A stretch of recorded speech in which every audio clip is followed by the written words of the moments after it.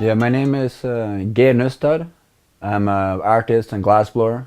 I'm originally from Tromsø in the top north of Norway, but now I've been living and working in Holland for the past 9 years or so. One of my key signatures is the changing of the visual expression of the glass, making glass object that doesn't really look like glass on the first impression, pushing the limits and trying things that are different and maybe more on the edge, both aesthetically and technically.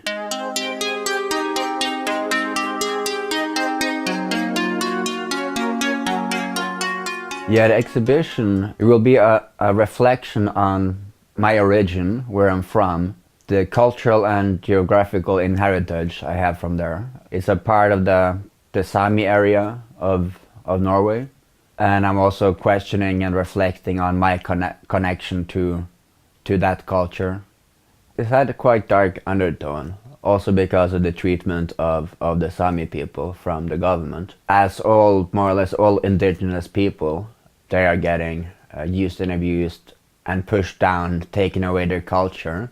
For instance, in Norway up till, I think it was 1975, you were not allowed to speak Sami in public schools, for instance. But when you go to the skulls, it was digged up graves, Sami graves, and they shipped the skulls, the skeletons, but especially the skulls, down to Oslo to get it studied and checked, seeing if they were the same, kind of, as us.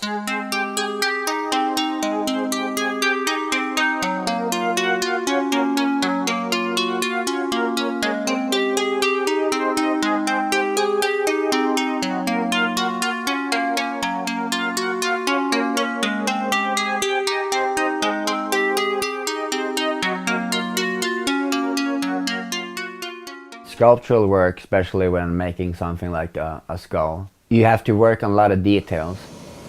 You cannot work too long on one part, because then the whole piece gets too hot and it distorts the form. So you have to take it very slowly, work differently. Opening up kind of a top of the head, top of the skull. Through that hole I can go in with some special metal tools. And then I can spot heat certain areas and then pull parts out from the inside of the skull to create the different details in the face or the shape of the skull. When I make the skulls, I work both from the outside in and from the inside out, spending maybe 4 hours on one piece. I mean, I want to have a good skull so you see easily that yes, this is a human skull, but it's not necessarily that interesting to have it perfectly anatomically correct.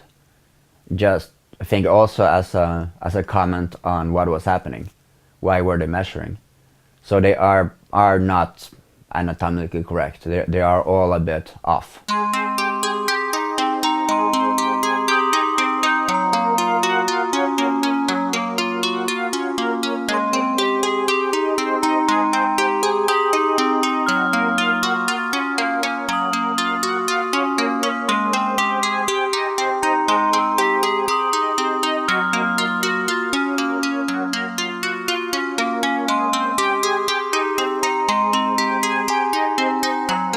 Some of the objects have a stronger symbolism. They have a stronger symbolism. Some of the objects are stronger by themselves. The stones, for instance, as an object in itself is, I'm going to say, just a stone, but putting them together into other installations, objects, settings, give them other meaning.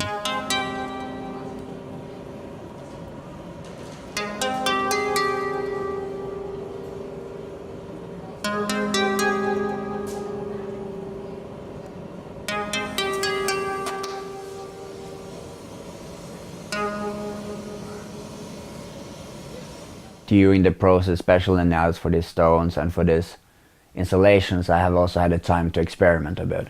Different approaches, different ways of making them. And I'm also playing around with untraditional ways of shaping them, like just making them shape themselves with the floor, for instance.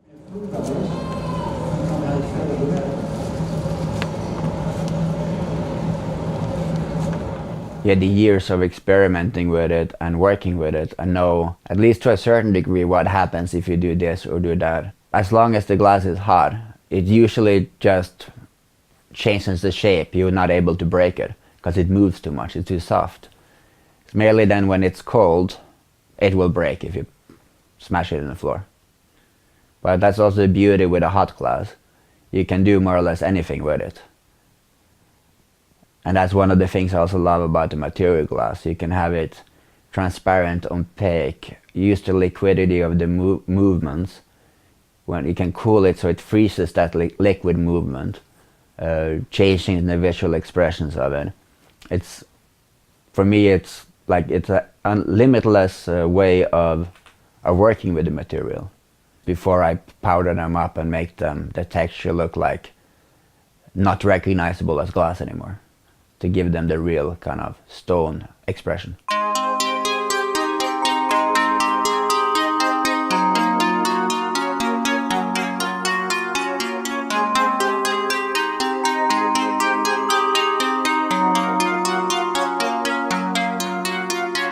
It's an approach I've been working on for years, to make the glass look different as more as a traditional sculptural medium, to give it the same kind of position as the bronze, ceramic, stone sculptures, these kind of things. Yeah, it's a mix of different things that are burned into the surface of the glass when the object is more or less finished.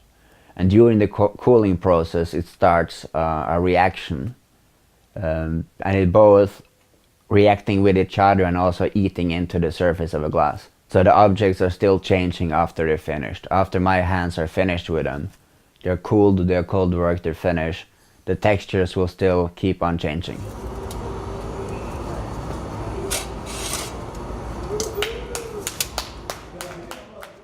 Yeah, I feel it's been a very nice, good process of making the work for this exhibition. It gave me both like the time and room to more reflect on my background.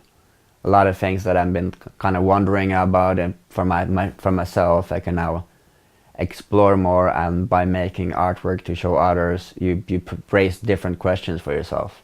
But yeah, I hope people find it as interesting as I do.